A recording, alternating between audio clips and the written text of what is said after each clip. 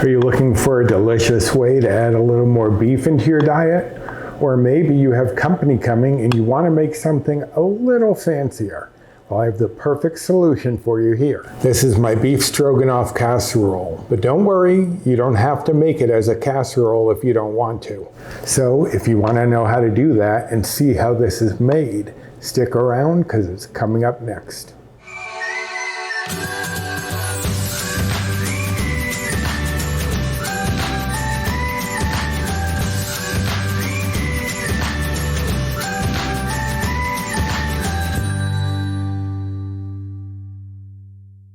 Hello and welcome to my kitchen. My name is Roy.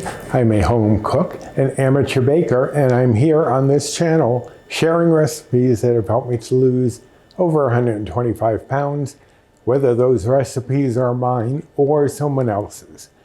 Now, first of all, I excuse myself for the jaw issues.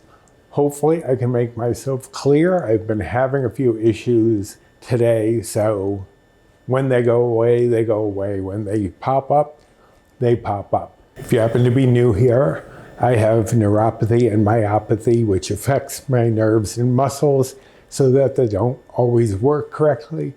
And my jaw is one of those. But I have to get this video recorded because I am leaving for a long weekend to go up to the reservation in Maine. So I have to get this done and edited in time for Friday morning. And what is this, you say? This is one of my recipes. This is for a beef stroganoff casserole. Now, you don't have to do it as a casserole. I'll tell you how you can do it just on the stovetop.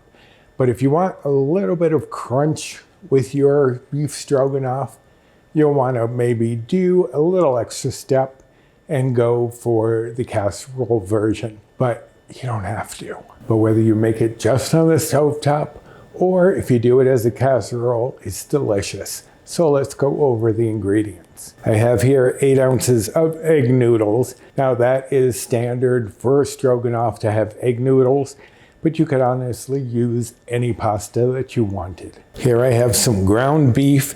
This is 93% lean. I was looking for the 96, but Aldi was out of it when I was shopping. So I'm making do with the 93. I'm going to be giving the bites, points, and calories for the 96. But if you happen to only find the 93, then you are going to go up 1 bite or blue point. I'm not sure on the new WW plan if that would affect it or not. But based on what I put into the Healthy app, I used the Better Balance plan, which is equivalent to the old WW Blue plan. And that would add 1 bite or point on those plans. Here I have 1 cup of almond milk, and that is at room temperature. You're going to want that at room temperature so that later when we add it into the sauce, it's at a closer temperature to what you are adding it to, so there's less chance of a problem. Here I have 1 small onion that is diced. It's about half a medium onion or about half a cup. So if you want to use the frozen, you can do that, and it would be half a cup. Here I have my cooking spray, as usual. And here I have 1 10.5 ounce can of cream of mushroom soup, the 98% fat-free. But because Paul always liked the golden mushroom, I am also adding 2 tablespoons of tomato paste. Typically in a golden mushroom soup, there is some sort of tomato to give it a more amber color. So I am adding that in to get the same approximation of the golden mushroom soup. If you want, you could leave it out and it wouldn't really bother anything, but it does add a nice flavor to the dish. Here I have 8 ounces of mushrooms and I have thinly sliced them. Now I have 2 I haven't sliced yet. This one I would only slice thinly across the width. This one I would cut in half and then slice it because this is a little large. I don't want slices that large. So I'm going to prep those before I get going, but I wanted to show you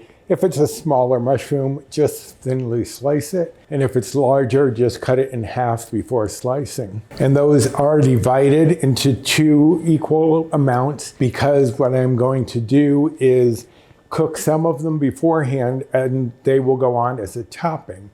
and the others will go into the dish. If you end up just doing this as stovetop, you don't have to split them because they'll all just go in at the same time. Here I have 1 cup of plain non-fat Greek yogurt. That is going to take the place of the sour cream that is typically in a stroganoff. But if you wanted to use light sour cream instead, you could do that. Here I have 1/2 cup of panko breadcrumbs, and those are going to be sprinkled on the top. If you don't want to do a casserole, you don't have to have that part of the dish.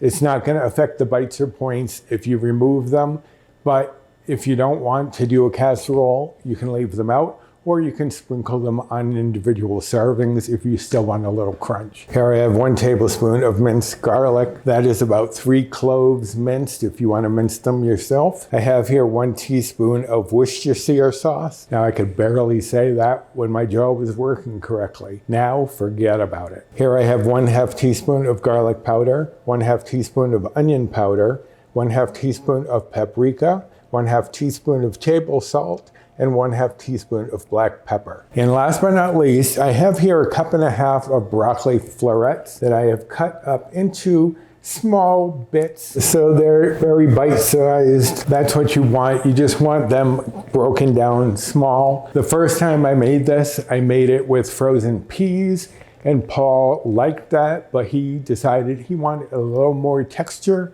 So I'm putting broccoli in this time. But you can use any frozen vegetable you happen to have on hand, or any cooked vegetables if you have any leftover cooked vegetables. They're not cooked yet, but I'm going to be cooking those down before they go into the dish. All right, so those are all of the ingredients. Let me shuffle a few things around and we'll get started.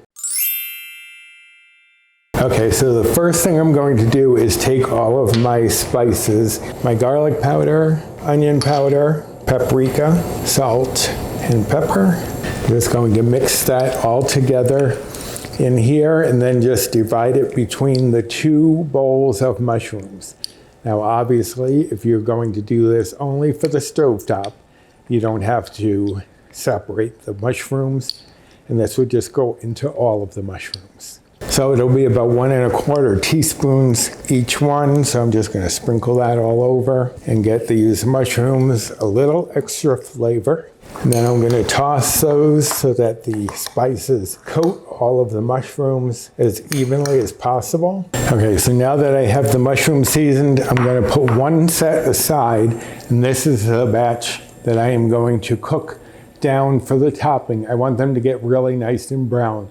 They're not really going to get crispy, but I do want them to get nice and brown because when they go in the oven, they will crisp up a bit on top. So I sprayed my nonstick pan here with some cooking spray, and I have it on medium-high. I'm just going to add those in and scrape out any of the seasoning that might be stuck to the bowl. And then I'm going to just spread these all out into an even layer. And what I want is for them, as I said, to get really nice and brown.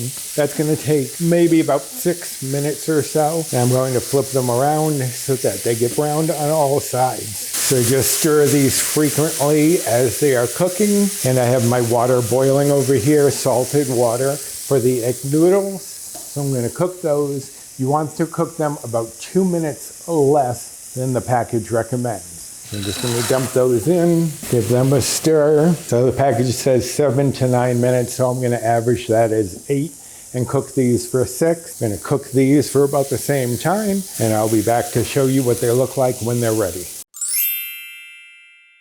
All right, so these mushrooms for the top are done. You can see they're nicely dark, but they're not crispy. They're not going to get crispy right now. They're still kind of moist, but you want them dark to give that nice flavor that's going to impart. So I'm just going to spread those into a bowl. And so that they don't steam against each other, I'm going to spread them out and spread them up the sides so they're in basically a single layer. You could lay them out on a plate, but why bother messing up another dish? Okay, so those are going to get set aside. The noodles are just about done, so let me go get those taken care of. Okay, I have my noodles set in a colander over the pot pot that they were cooked in, I'm just gonna give them a spritz of cooking spray just so that as they're sitting here, they don't start to stick together. And set that aside and bring back in my skillet. And I'm gonna give that another spray of cooking spray as well. And then I'm going to add in the onion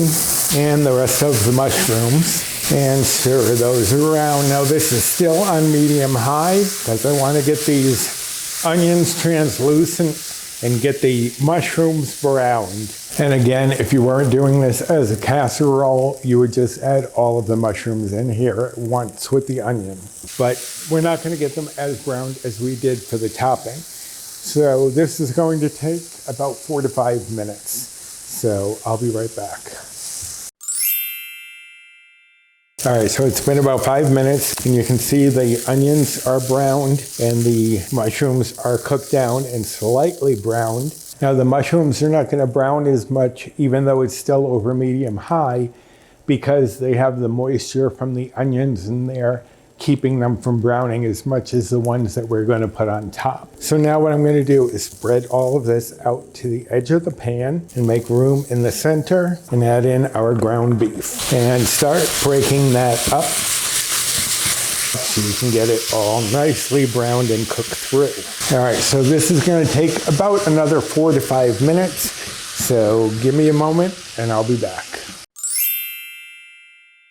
All right, so it's been about 5 minutes and the meat is mostly cooked through. So what I'm going to do, I'm not going to drain it. You can if you want to, but I'm going to use that to help me incorporate my tomato paste. Again, you don't have to use the tomato paste, but I do think it gives a nice flavor. But just get that all stirred in so that the tomato paste is spread fairly evenly throughout. And that fat from the meat will help that to spread out a little bit more and will actually thicken up the juices that are in there. Okay, now I'm going to add in the Worcestershire sauce. What's this here sauce, as Trisha Yearwood says, and the garlic.